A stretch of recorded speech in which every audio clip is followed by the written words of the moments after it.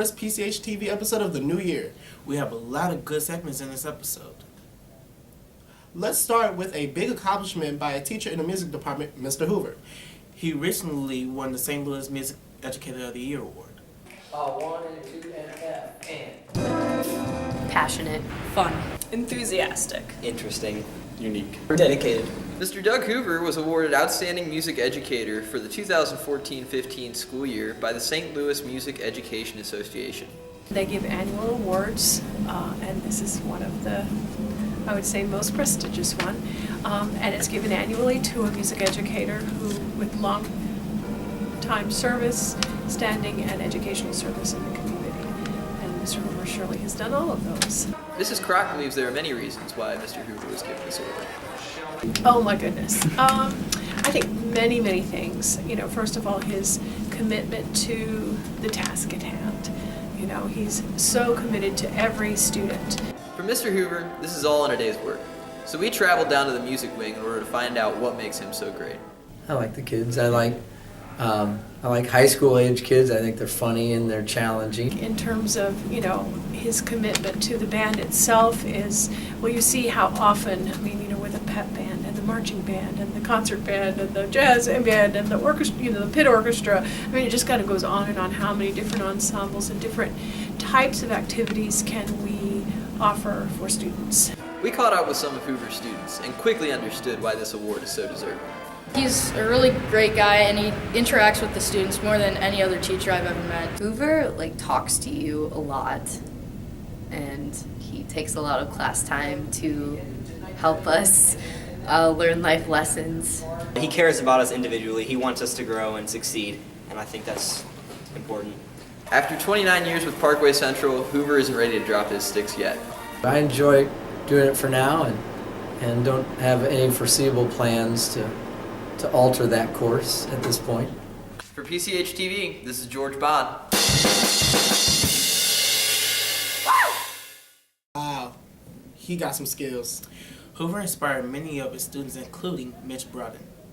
This freshman is a man of many talents.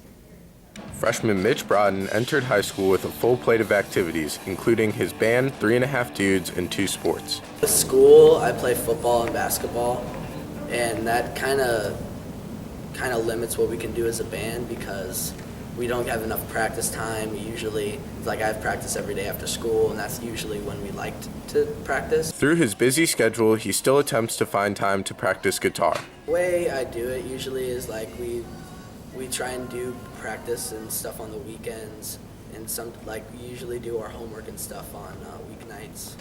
The band includes freshman vocalist Jacob Giancola, bass player Jordan Shervitz, and drummer Andrew Manis. 3.5 Dudes originated when the members were in 6th grade. Started the band the summer before 6th grade, and we were all at camp together, and we all figured out we played these instruments. So it was like, hey, let's make some music, and that's kind of how it started. The band has not stuck with their first name. We got that name because originally it was 3.5 Jews because Jacob, our singer, is half Jewish, and we thought that'd be funny. One day coming up with band names, I was like, 3.5 Jews, and we're like, yeah. And then we wanted to do the talent show for Parkway Central Middle, and they, for some reason, are really limited on what you could do, and we didn't want to offend anybody, so we just went to 3.5 Dudes. Since the band's conception in middle school, Mitch has grown as the lead guitarist. Mitch has definitely improved since we've started playing as a band. He's been able to play harder songs, play more in sync with the rest of the band, and he's definitely become a better musician. Since the time we started out, he was 5'6", and now he's 5'10". Mitch has improved amazingly. He's a self-taught guitarist, which is ridiculous. He shreds, and even when I first met him though, I was so impressed. But now, watching old videos and stuff, he's on his way to becoming a pro. He is a pro. Mitch favors guitar over his other activities. I would have to say playing the guitar is my favorite, just because there's not really rules. You have an open premise of what you get to do. You can do whatever you want. You can just jam. So that's my favorite. Although Mitch loves playing guitar, he also serves as a leader of the freshman basketball team. Probably our 3rd highest rebounder. He gives us the motivational speech every day before practice and before games, and he's got the best hair on the team. Giving the pregame speech to his team is important for Mitch. I'm a leader is that I lead the warm-ups, I lead our pregame stuff. Usually I give a little speech before all our games, try and get everyone hyped up because I know you can't go into a basketball game all flat. From PCHtv, I'm Dean Trail. There are other talented basketball players in the school who have put their hard work just to get where they are now. Seniors Rasan McKenney and Jarrett Cox-Bradley had good summers of AAU basketball. We got a chance to watch Rasan in action. Here's some footage.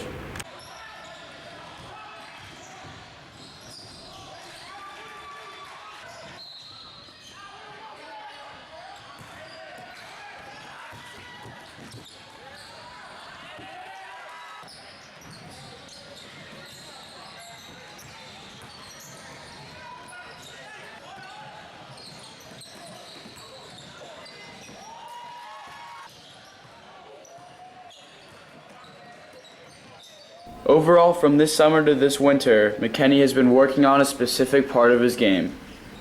Pretty much my vision. It's not really a part of the game. My awareness of the court, where I'm at, where everybody else is, and stuff like that. McKenney enjoyed his summer of AAU. It's actually pretty good. We played against a lot of top 10 ranked players in the nation, so it's good. Jarrett Cox-Bradley also had a successful summer as well, and he's getting college interest. A few looks, probably most interested would probably be UCM, a couple other D2s like Northwest Missouri State, Quincy, another D2. I mean, and there's like a load of junior colleges, but that's pretty much fun. Cox-Bradley has visited one school that stood out to him. I visited UCM, which I liked a lot. I mean, I've been in contact with their coaches probably for about four months now. So, I talked about signing late, so we're just gonna wait it out and see which direction it goes in. Central Missouri, known as UCM, saw him play in AAU this summer. Yeah, that's when they first got in contact with me. We played in the Mullins Invitational, which is here down at Lindenwood. And I think that was the first time. That was the first time he started talking to me, and then he came and watched me play again in Milwaukee at the NYLA tournament. So yeah, AAU probably sparked a lot of interest, and I went to their basketball camp. That was pretty helpful because it's not that many people there. It's probably only about 60 players. You get to talk to the coaches personally, so that was awesome. In the summer as a whole, he liked what he accomplished on the court. The summer as a whole, individually, probably one of my better summers. I had a good all-around summer. Did pretty much everything. I scored a lot, played pretty solid defense, rebounded, passed the ball well. Probably my best overall summer. There is still part of his game he is working on. What I've been working on in my game, just becoming a consistent, better shooter. I coming in at 5:30 in the morning before school, getting up 300 shots just to be a better shooter. From PCHtv, I'm Matthew Gibbs. It looks like they will fight to where they want to be. Hey, Trayshawn, who do you think will win in the fight, Maroon 5 or the Lakers? What kind of question is that? Who do you think will win? I think it'll be a tie because they both come from LA and it involves 5 guys, so. Well, we asked some students the same question, but with different opponents. It's time for Man on the Street. Batman versus Spider-Man. Batman. All day, every day. Batman. Batman for sure. Run Spider-Man over. Batman. I'm gonna go with my man Spider-Man because he can go in the air. Batman can't for more. Batman has muscles. Spider-Man can twitch. Oh, okay.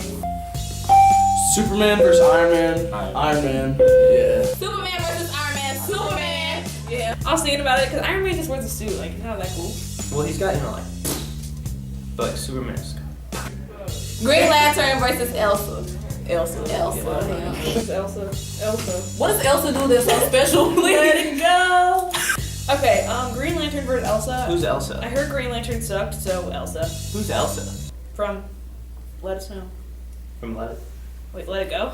From Frozen. Frozen. Fantastic Four versus TMNT. TMNT all the way. Ooh. I don't know. Fantastic Four can put up a fight. No. Fantastic Four is better. You got the strong. You got the invisibility. You've got. I don't know about that, stretch dude. In the fire. Nails is just turtles. Yeah. Right. Just turtles. But they got the protective shell, right? Teenage Mutant Ninja Turtles. Right, all right, day. right. They'll wreck the Fantastic Four. The Grinch versus Oscar the Grouch. Ooh. Okay. Well, both green. I don't know. Yeah, the Grinch is kind of funny. The Oscar just in the trash. Yeah, I don't like anybody. I don't like anybody.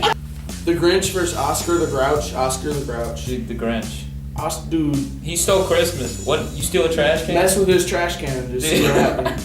Ariana Grande versus Taylor Swift. Ariana Grande. Right. Ariana Grande Or versus Taylor Swift. Ariana Grande. Taylor She's Swift. so hot. Ariana Grande. Ariana's perfect. Versus Taylor Swift? Yeah, Ariana. Oh, Ariana Grande. Yeah. Kim and Ron versus Spy Kids. Kim Possible. Yeah.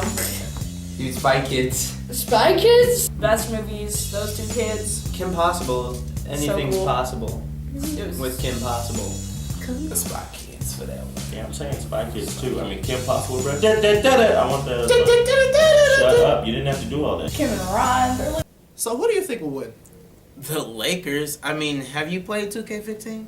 Not at all. Well, I'm obsessed. Here's a segment about video game addiction.